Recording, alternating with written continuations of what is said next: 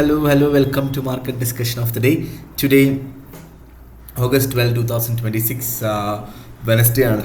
So market ഡിസ്കഷനിലോട്ട് പോകുന്നതിന് മുന്നേയായിട്ട് നമ്മുടെ പുതിയ ബാച്ച് ഓണം കഴിഞ്ഞിട്ടായിരിക്കും ഫ്രീ ആയിട്ടുള്ള നമ്മുടെ ഫോറക്സ് ട്രേഡിംഗ് കോഴ്സ് സ്റ്റാർട്ട് ചെയ്യുക.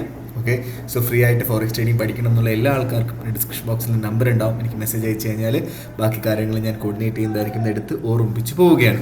Okay, so coming to market discussion, coming to fundamental side. So അതേപോലെ തന്നെ നമ്മളുടെ ഇതിൻ്റെ റീസൺ, ഇപ്പം നമ്മുടെ ക്ലാസ് പോസ്റ്റ്പോൺ ചെയ്യാനുള്ള റീസൺ നമ്മുടെ പുതിയ ആൽഗോ ട്രേഡിംഗ് വന്നതുകൊണ്ടിട്ടാണ്. സോ അതിനെക്കുറിച്ച് ഡീറ്റെയിൽ ആയിട്ട് അറിയാനായിട്ട് നിങ്ങൾ മെസ്സേജ് അയയ്ക്കുക, എല്ലാം ഡീറ്റെയിൽ ആയിട്ട് നമ്മൾ പറഞ്ഞു തരുന്നതായിരിക്കും. Okay, so coming to market discussion, coming to fundamental side. So ഇന്ന് നമുക്ക് വൈകുന്നേരം വളരെ ഇമ്പോർട്ടൻ്റ് ആയിട്ടുള്ള സി പി ഐയുടെ ഡേറ്റ വരുന്നുണ്ട്. ഓക്കെ, സമയം വന്നിട്ട് 6 മണിക്കാണ് നമ്മുടെ സി പി ഐയുടെ ഡേറ്റ വരുന്നത്.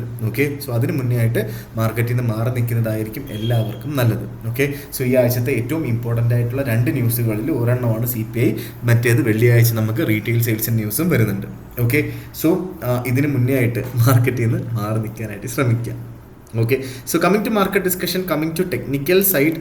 നമ്മൾ ടെക്നിക്കൽ സൈഡിലോട്ട് പോകുമ്പോൾ ഫസ്റ്റ് ഓഫ് ഓൾ നമുക്ക് നമ്മുടെ USD JPY തന്നെ പോവാം. JPY നമ്മൾ പലവട്ടം പ്രതീക്ഷിച്ചു, എന്താണ് ഒരു റീട്രേസ്മെൻറ്റ് ചെയ്ത് താഴെ വീണ് കിട്ടിയാൽ ബൈ ചെയ്യാം അല്ലേ. 185 വീഴുമെന്ന് വിചാരിച്ചു, പക്ഷേ വീണില്ല. 186 വീഴുമെന്ന് വിചാരിച്ചു, വീണില്ല.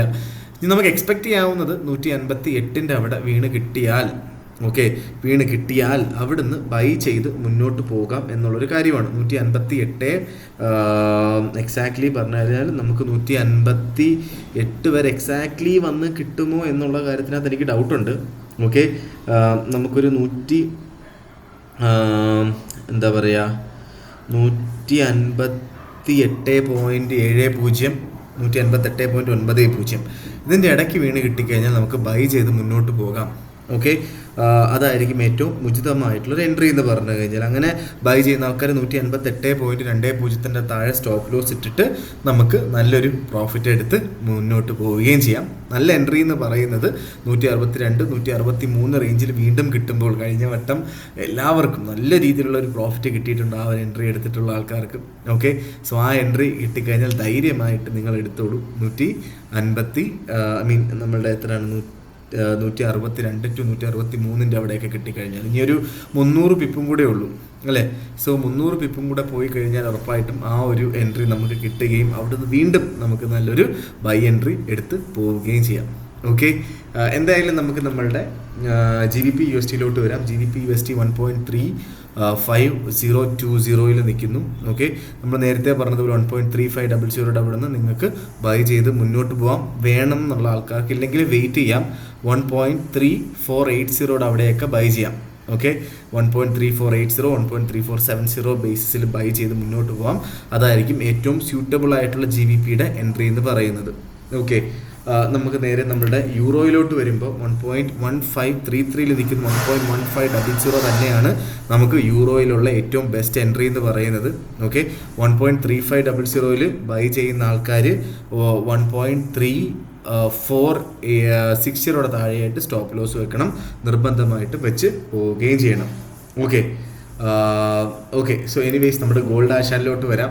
4389 നമുക്ക് മെനഞ്ഞാന്ന് നല്ലൊരു ഓപ്പർച്യൂണിറ്റി കിട്ടിയിട്ടുണ്ടായിരുന്നു. ഇന്നലെ ഞാൻ പറഞ്ഞ എൻട്രി വന്നിട്ട് 4350 50നും 55നും ഇടയ്ക്കാണ്. പക്ഷേ അൺഫോർച്ചുനേറ്റ്ലി ഇതിൻ്റെ ഇടയ്ക്ക് വന്നില്ല. പക്ഷേ അതിന് തൊട്ട് മുന്നേ വന്നിട്ട് പോയി. അത് കുഴപ്പമില്ല, മിസ്സായെന്ന് പറഞ്ഞ ഒരു പ്രശ്നമില്ല. ഇന്നും എനിക്ക് പറയാനായിട്ടുള്ളത് 4360 to 65 ഇടയ്ക്ക് മാർക്കറ്റ് വീണാൽ മാത്രം നമുക്ക് ബൈ ചെയ്ത് മുന്നോട്ട് പോകാം.